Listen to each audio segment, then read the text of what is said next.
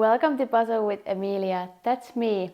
Today we're not going to puzzle, but we're going to talk about tips for pair speed puzzling. And I think the most important note you can take from today is 1 + 1 ain't 2 with this one. And I have tried to split this video in 5 sections. So we're gonna start with talking about how to set up and place yourself in the puzzle around the table when you compete and practice. Then how to split the roles, who's doing what, the biggest mistakes to avoid, the importance of communication, and then just like in general how to practice with your pair, and even in these situations where you have a long distance between you and you're not able to actually practice that often, can you, for example, practice online together somehow? And I thank you for all the questions you've been sending me about pair puzzling on Instagram and other social media channels. I try to integrate all the questions into this video, but yeah, let's go. Let's talk about first how should you place yourself, the puzzle and anything else on the table when you are practicing or when you're in the competition. Please keep in mind that my kitchen table is no way the same size that in most competitions. And as an example, today we are using a puzzle that I did together with Daniel in an online pair speed puzzling competition on Sunday. Obviously this is already like finished, but it's a good example to help me explain. So, the most common way how to place yourself is face to face, and this is also how the chairs are, for example, set up in the world. It's not the only way to do it, but it's definitely, I would say, the most popular one. So, if you're sitting face to face with your pair, there's a couple options how you can start building the puzzle. So, for me and my pair, we do it in a way that it's like the right way to me and upside down to my pair. And why is that? So this works well for us and maybe some other pairs for the reason that my style of doing a puzzle is looking at the image quite a lot. So I'm relying more on the fact that I can see the image being built the right way. However, my pair, she is looking more just the pieces. She can literally just throw the image away and forget it. She doesn't really look at it that much. So for her, it doesn't matter that much if she's doing it upside down. So we're kind of like, we have good opposites here. Sometimes you may be a same style puzzlers, so then this might not be the best for you. The other option is do the puzzle sideways, so you're basically both looking at it from the side. And if you're doing it sideways, obviously it doesn't matter what direction it is, but I would obviously place the reference image that it's matching kind of the image, so either way you decide to start building the puzzle. Then there is other options. So I've seen this done in the US Nationals, especially if you happen to watch the live stream. So I've also seen this in the Worlds actually from the US participants, that they do it in the way that they are side by side. So the both speed puzzlers with your pair, you would be side by side on the same side. And obviously in that case, you would do it the puzzle the right way. Obviously there is no point in that case to do it in random ways. Of course, portrait does fit on the table this way, at least on the World Jigsaw Puzzle Championship competition tables. Some competitions may have more different size of tables, so sometimes, or different puzzle brand, which is like larger, so sometimes it may not fit, but at least in the Worlds it does.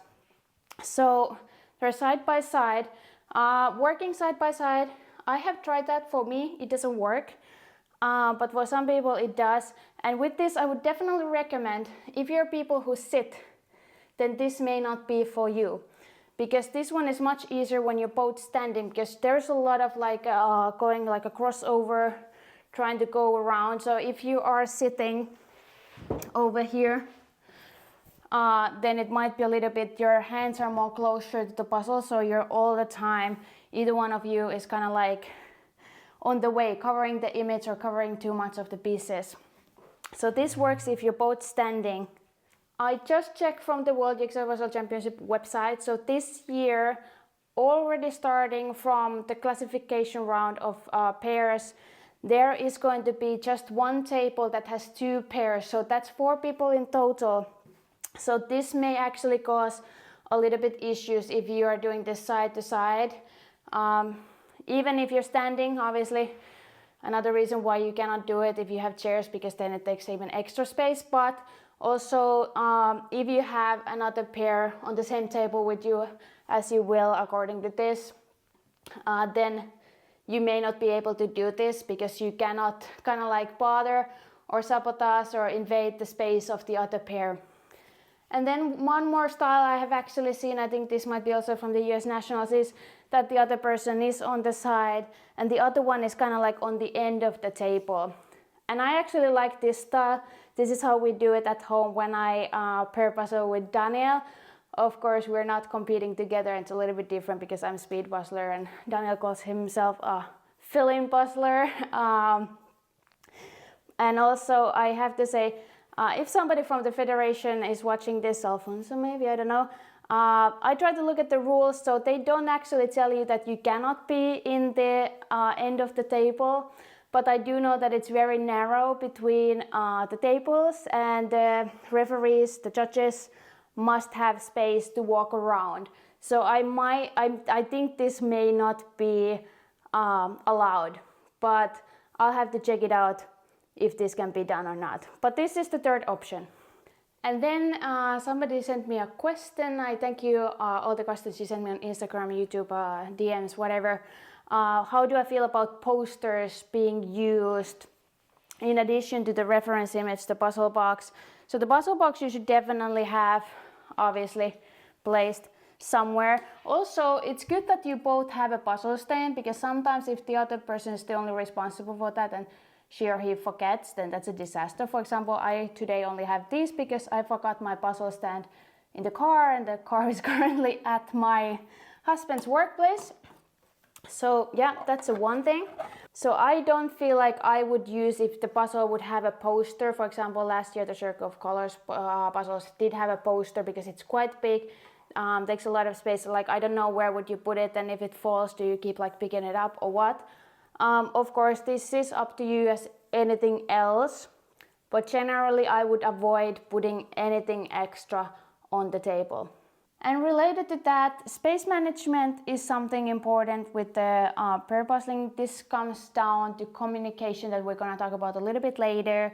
For example, when you start flipping the pieces, so you need to make sure you're on the same page, like where you're going to push, like what direction you're going to push the pieces, and where do you going to leave the space for building and stuff like that. For example, we have agreed that we always push the pieces towards the reference image, so then when we're building we can always see the reference image and the pieces kind of like at the same time, so we don't need to watch there for the reference and there for the pieces. But let's move forward.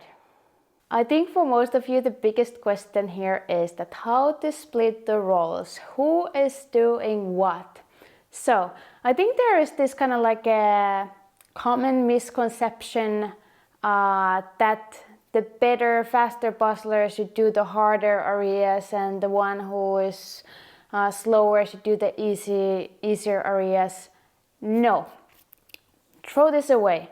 Your total time of finishing the puzzle together is less if the faster speed puzzler does the easy parts, or at least starts with the easy parts. You've heard this tip from me before, start with the easier parts and leave the hardest for last.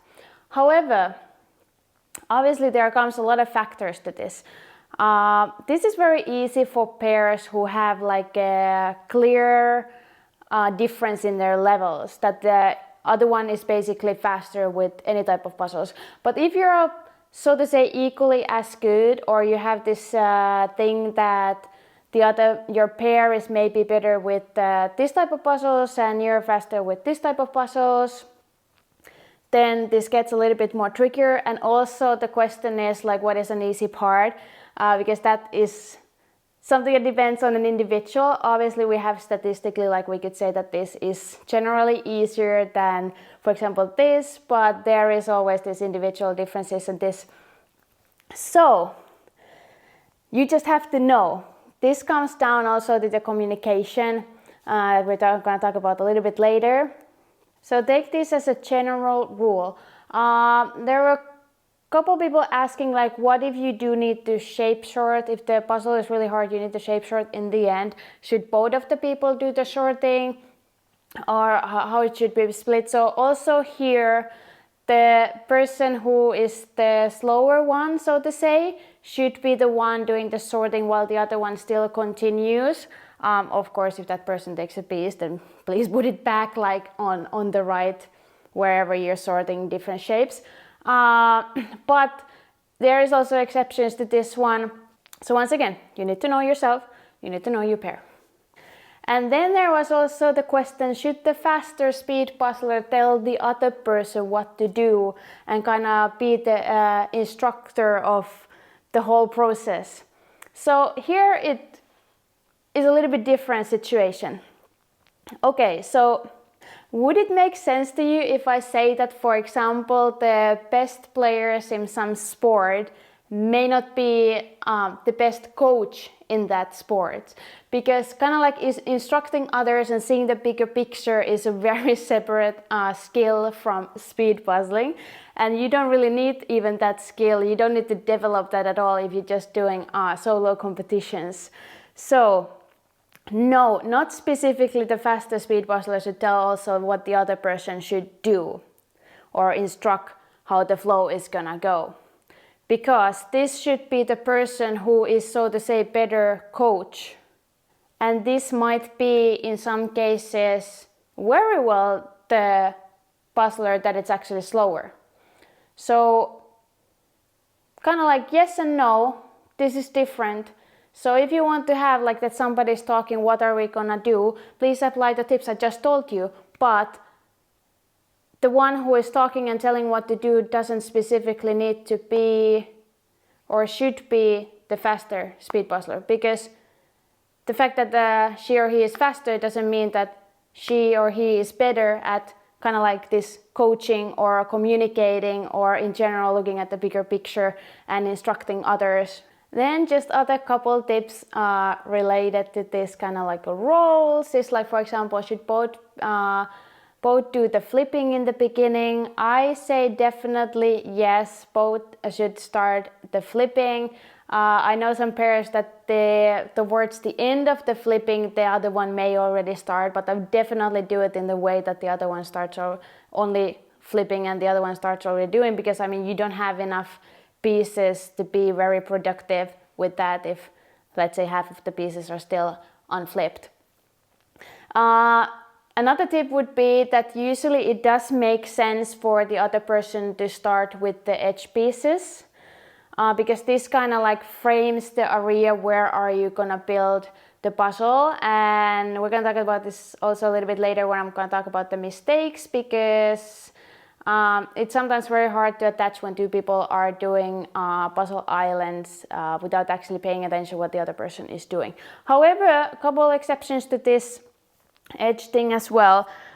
For example, doing edges, just one person doing all the edges doesn't make sense, for example, with the postcard puzzles, because we know they have like this very distinguished color and pattern areas that usually start from the edges.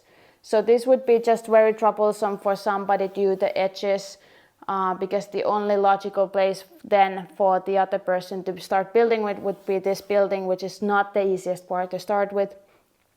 Otherwise, she or he will be just missing the pieces if the other one has the edges in this type of scenario.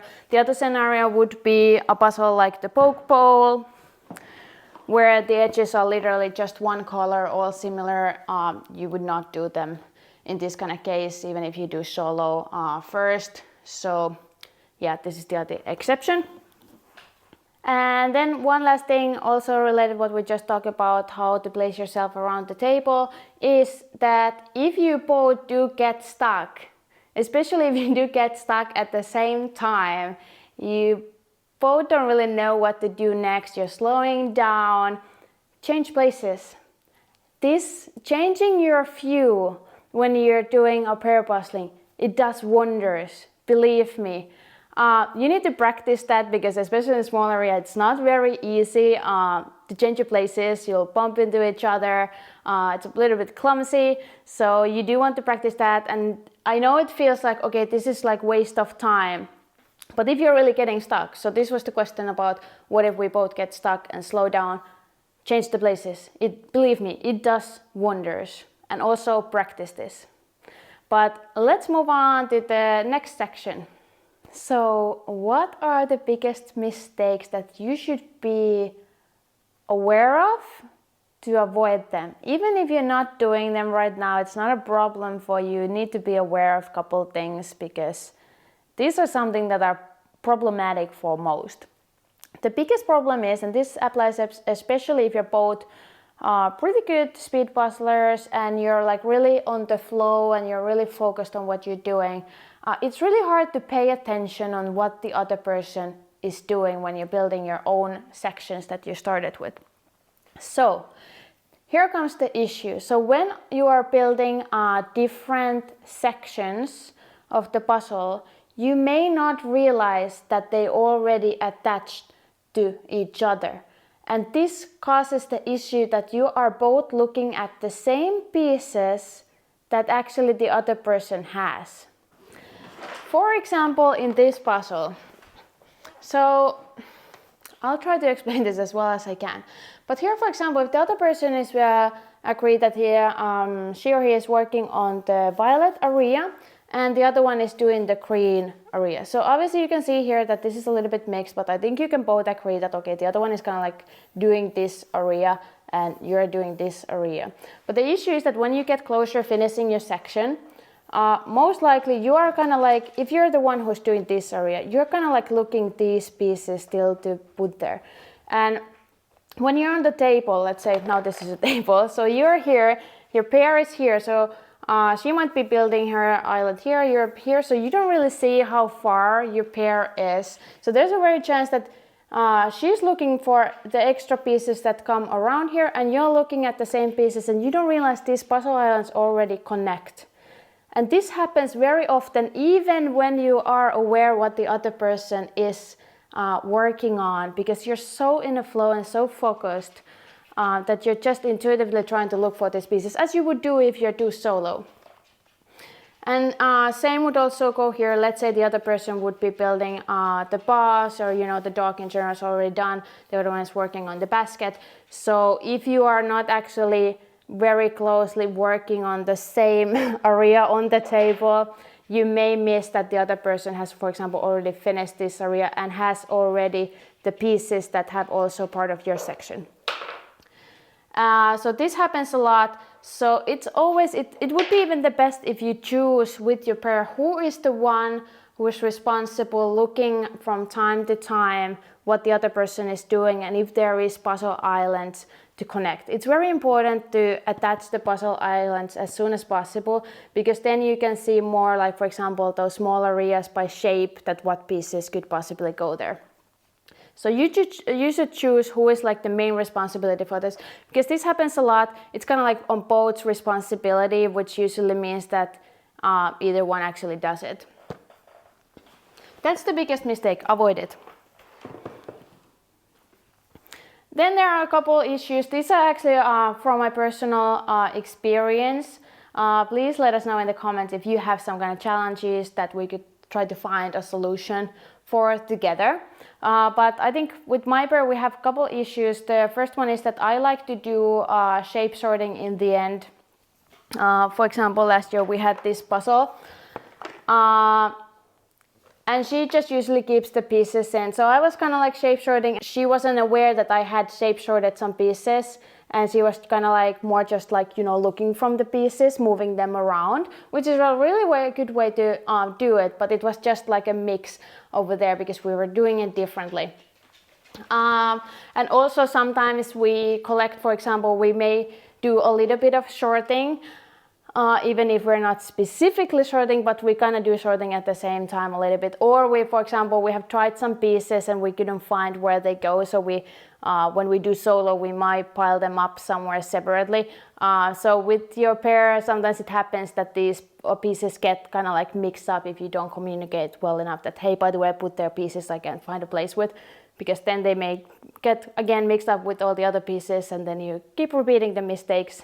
So I think in general rule that most pairs and also teams have, that never put pieces in the middle, because then they are kind of like on the way, so you always try to do your space management that the pieces are like clearly like out of the building area. But sometimes a lot of puzzlers do that if they see one single piece that doesn't attach yet to anything, they put it already. And this is a little bit troublesome, because especially if you have the habit that by accident you also put like random pieces to the middle, that you just forget them there, you couldn't find the place for them. So if you start having too much pieces in the middle, and then you're kind of like with your pair like, wait a second, like, did you put pieces in just randomly? Like, did you forget pieces there, or did you put them specifically to a specific place? And usually this gets mixed. So you have pieces there in the middle. We had that were put there for a purpose, and we also had their pieces that were put there kind of like by accident, like I was trying to build this but they didn't go there. So at this point it's really hard to know, because either one of you could remember, and there's no point of going through multiple puzzle pieces that is this in the right place or not. Agree that nothing goes there, or if you put there, you could even say out loud, I put the piece there, it is in its right place. It more kind of like activates that, so you both know that there is a piece there and it's there for the purpose. If nobody has said that, and you have agreed on this beforehand, then you could just clear right away, okay, there's pieces in the middle that are on my way, I'm just going to remove everything. And hope that there wasn't actually anything put there purposely. But yeah, these are the issues I struggle with. This is very interesting, because I said that we're quite the opposite and we have different strengths, which is usually very good. For example, that we can do the puzzle in a way that's upside down for my pair. But then sometimes our styles collab in a way that it's not very beneficial for us.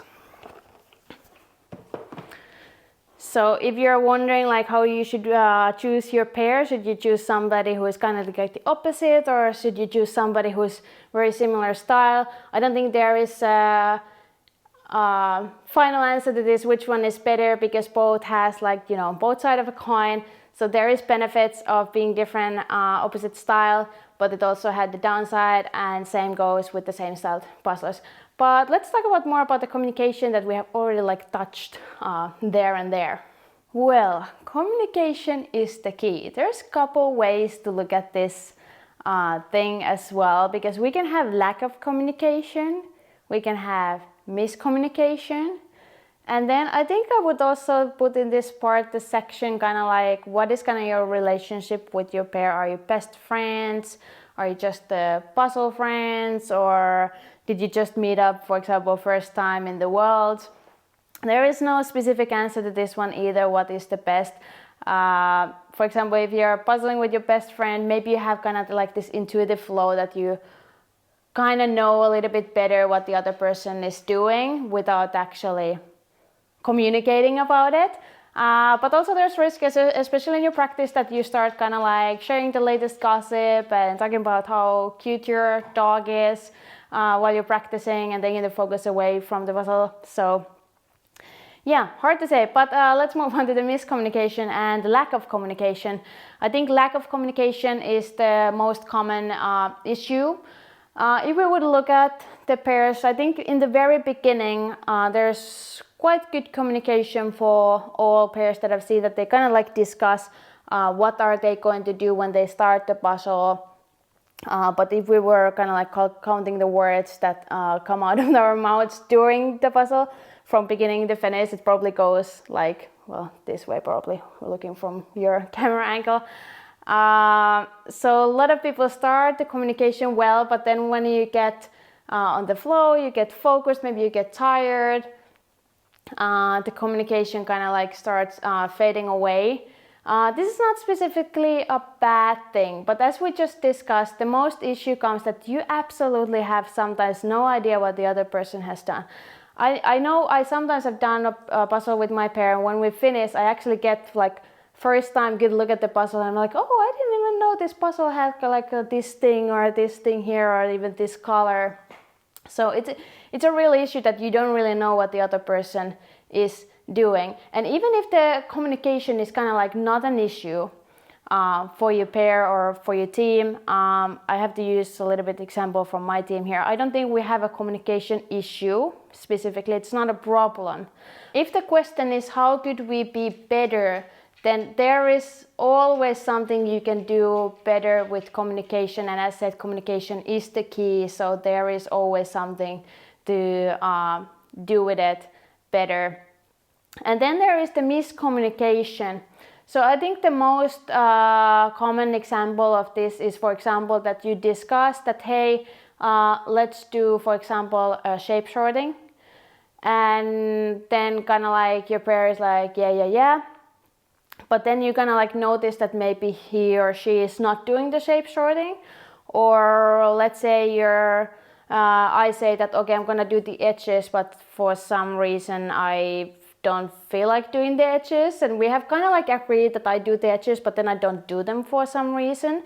So I think the miscommunication comes when we kind of want to be polite, we want to be nice, and there is something that our pair says that we disagree with, and instead of saying that, hey, I disagree with that, we just go in with this yeah kind of thing. And then the pair may get like confused with we like, why are you not doing that? Like, weren't I clear? Maybe repeat it. And I'm still like, yeah. So if you disagree with some strategic decision, for example, you need to say right away that I disagree with this. You too disagreeing is not a bad thing. It's part of the communication in a way that you need to know if your pair is disagreeing with you and she or he is not doing the thing that you, for example, wanted her or him to do. So it's just important to know, because it's a major issue if you think that you are agreeing on something and in reality you are not. So yeah, you need to be comfortable enough with each other to actually say that yes, I disagree or I agree, and very clear with it. And also, if you do some strategizing or you practice, if you have disagreement how you should practice, you should also like bring your opinion known. And of course, there's always like a lot of communication. This was actually this was in the Swedish National, so I paired up with somebody who I've never done a puzzle with, never had like one-to-one conversation. We're both from Finland, yes, but maybe seen like pass by in an event.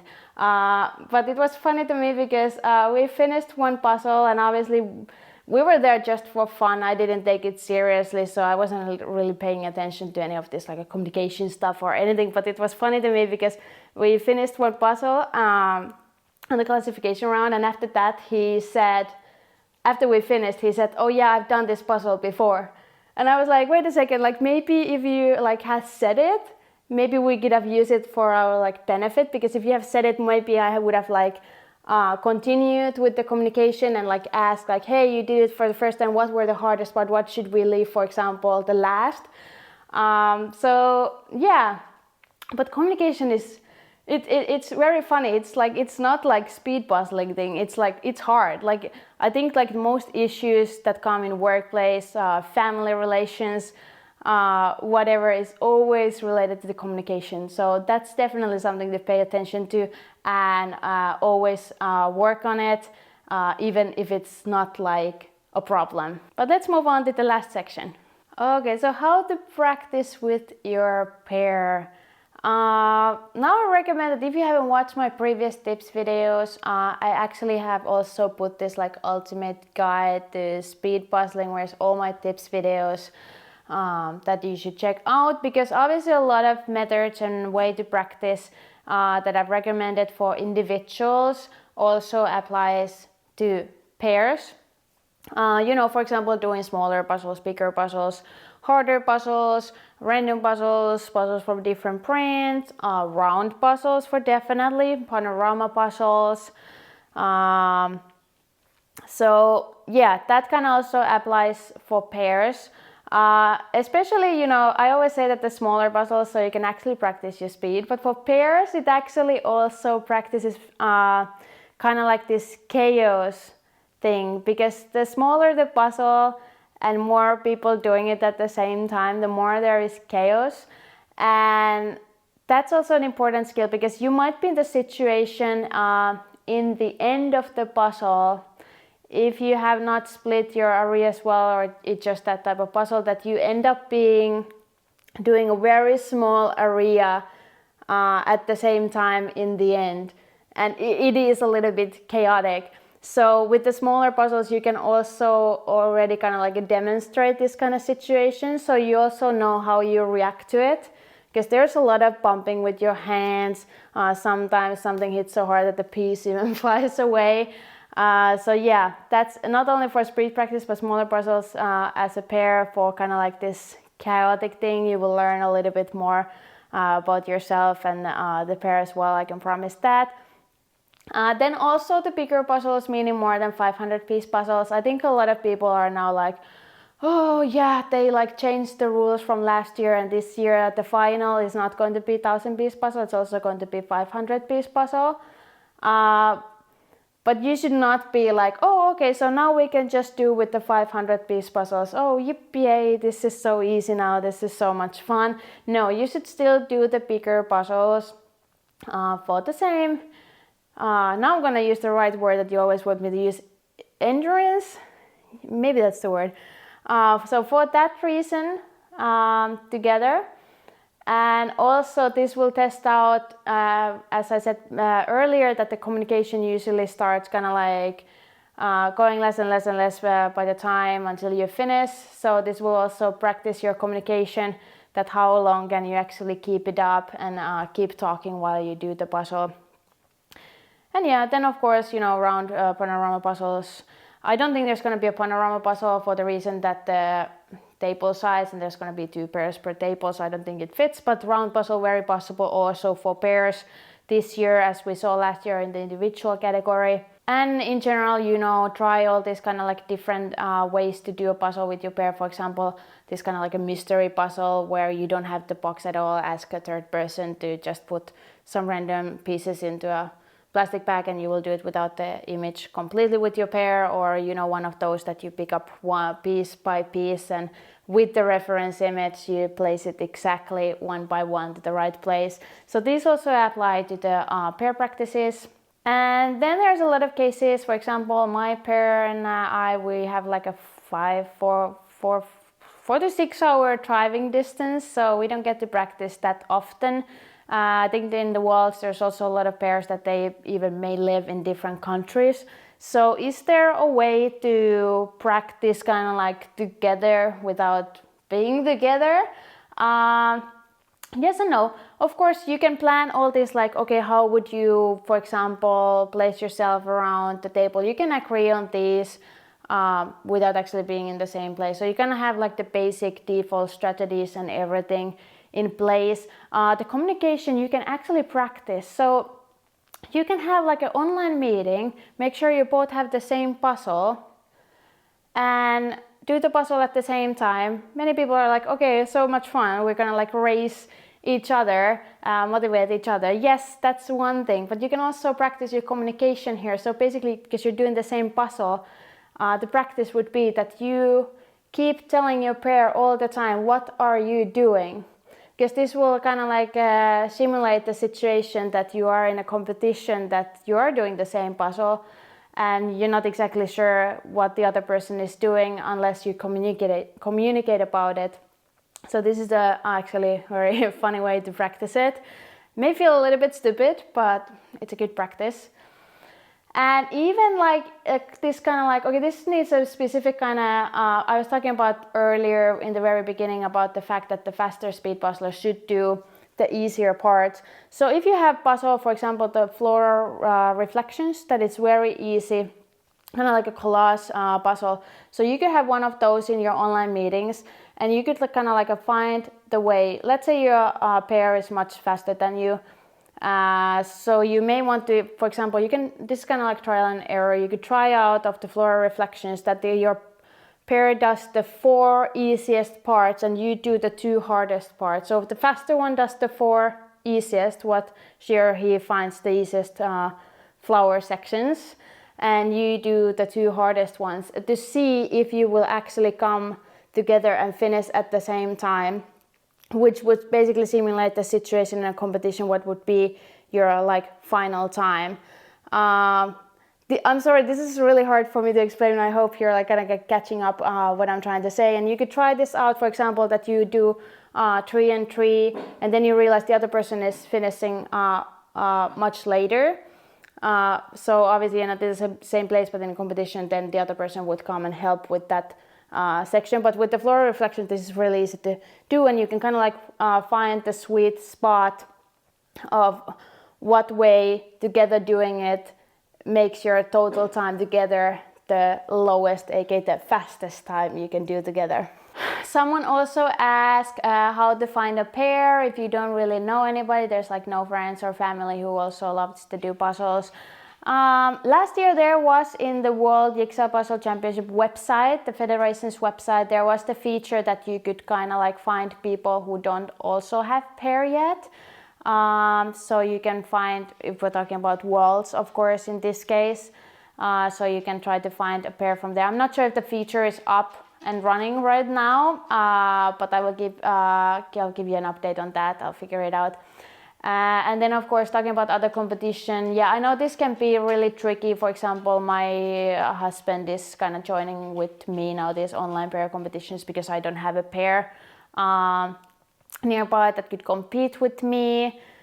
But of course then I would say the puzzle community is so warm and welcoming. So for example in Instagram, just ask around, maybe somebody else there is without a pair. I've seen also a couple accounts posting kind of like this post where other people can go and inform if they're looking for a pair, and then people can pair up.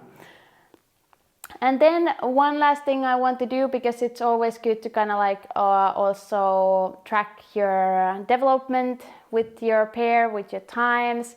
I think nowadays there's actually getting more and more people who share their individual times in their social media, especially on Instagram accounts. It's a little bit harder to find times that people have done as pair.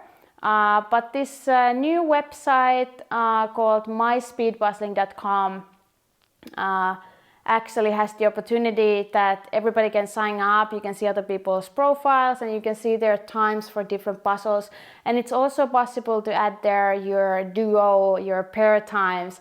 So there is also starting to be also times that people have added that they've done as a pair. So you should go sign up and check it out. This is not advertising. I have not been asked to say anything about them. I'm not getting anything out of this. I just love the website. And I actually contacted the founders myself for doing just for fun on their free time.